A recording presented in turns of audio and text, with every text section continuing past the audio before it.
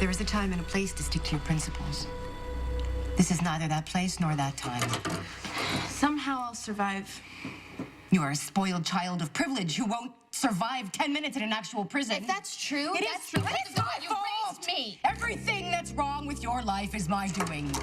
I grant you that. Now, Michael obviously is not going to ride in here to your rescue.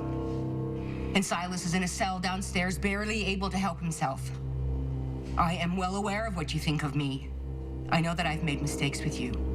Too many for either of us to count. But you are still my daughter.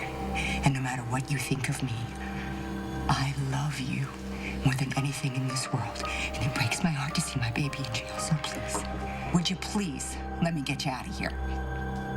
Please let me hire Diane. No one else is going to help you.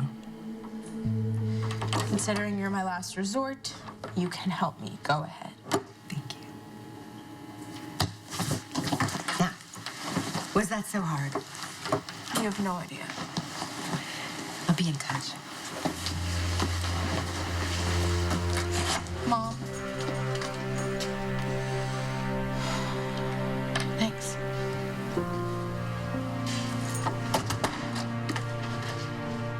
We are definitely on the same wavelength. Oh, and look who it is. My mother and I were just talking about you. Well, I'm sure I gave you plenty of food for thought when I told you about Nina Clay's will. Yeah, and surprise, surprise, guess what happened? You mentioned the will, and it actually showed up in Detective West's mailbox. With no return address and no way to identify where it came from. So? Last I checked, no one else knew about Nina Clay's will. You made sure you got it right before Silas was gonna get released or has to stay in lockup. I'm going to say this once, and then I'm leaving. I did not give Detective West the will. You got it?